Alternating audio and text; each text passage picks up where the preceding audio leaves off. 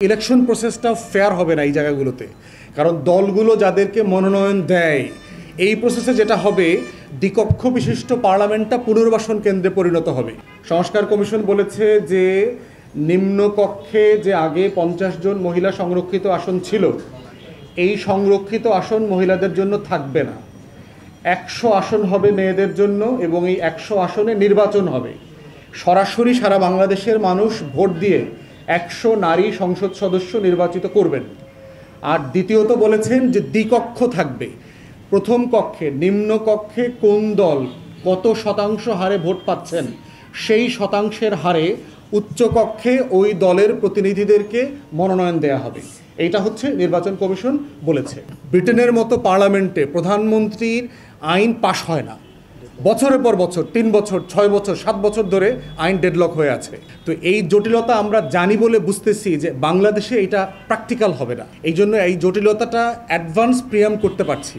দ্বিতীয়ত, ইলেকশন প্রসেসটা ফেয়ার হবে না এই জায়গাগুলোতে, কারণ দলগুলো যাদেরকে মনোনয়ন দেয় এই প্রসেসে যেটা হবে, দ্বিকক্ষ বিশিষ্ট পার্লামেন্টটা পুনর্বাসন কেন্দ্রে পরিণত হবে। আপনারা জানেন যে একটা আসনে বড় বড় রাজনৈতিক দলের 5 জন, 7 জন, 10 জন এমপি হইতে চায় একজন একটা আসনে। তখন রাজনৈতিক দলগুলো যেটা করবে যে আমার হাতে তো 100 আছে, রিজার্ভ আছে, আমি একজনকে নিম্নকক্ষে দিব আর 2 জনকে ওখানে পুনর্বাসন করে দেব। থার্ড যেটা হবে, এই দ্বিকক্ষে আপনার পেশাজীবী সংগঠনগুলোর মাধ্যমে আমার প্রত্যেকটা প্রতিষ্ঠান এত বেশি পলিউটেড হবে, ডাক্তার, ইঞ্জিনিয়ার, আইনজীবী, প্রত্যেকটা প্রতিষ্ঠান থেকে যখন আপনি নাগরিক সমাজের প্রতিনিধি আনতে চাইবেন, তখন আসলে আমার নাগরিক সমাজ বিলুপ্ত হয়ে যাবে। বাংলাদেশে কোনো শিক্ষিত সিভিল সোসাইটি থাকবে না। যেভাবে আওয়ামী লীগ গত 16 বছরে বাংলাদেশে নিরপেক্ষ জিনিস বলতে সব কিছু মুছে দিয়েছে। তাই আমরা রাষ্ট্রের স্বার্থে বোধ করি যে নাগরিক সমাজের স্বাধীনতা থাকতে হবে। তাকে যদি আপনি পার্লামেন্টে আনেন, সে তো দলের পক্ষ হয়ে কথা বলতে হবে তখন তাকে। তো এই বিবেচনাগুলো করে আমরা বোধ করছি যে এইটা রাষ্ট্রের জন্য দীর্ঘমেয়াদে কল্যাণকর হবে না। বরং আপনি যেটা বলছেন যে আমরা সবাইকে নিয়ে পার্লামেন্ট করা দরকার, সেটার জন্যই আমরা বলছি যে আমাদের তো সংরক্ষিত আসনের আইন আছে, এইটা 50 থেকে আমরা 100 করি।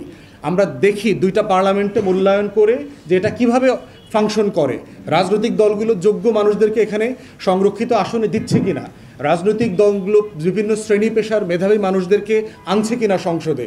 তখন আপনি বুঝবেন যে 100 জনকে যদি আমরা ভালোভাবে আনতে পারি, তাহলে দ্বিকক্ষ আলাদাই করে ফেলবো পরে, তখন এই 100 জনকে নিয়ে আপনি আলাদা পার্লামেন্ট করে ফেলতে পারবেন। কিন্তু এই মুহূর্তে এটা আমাদের জন্য আইন প্রক্রিয়া এবং সার্বিক বিবেচনায় অনেক জটিল হয়ে যাবে। প্রধান উপদেষ্টার সাথে যখন আমরা দেখা করেছি, তখন আমাদের পার্টির বর্তমান কারেন্ট চেয়ারম্যানের পক্ষ থেকে পরিষ্কার করে বলা হয়েছে যে নির্বাচনের তারিখের ব্যাপারে আমরা যথেষ্ট উদার। এখানে মোদ্দা কথা হচ্ছে ঐক্যমত, রাজনৈতিক দল, অংশীজন এবং সংস্কারের যে দাবি, এগুলো সবগুলো মাথায় নিয়ে বিবেচনা করে দিন তারিখ ঠিক করতে হবে।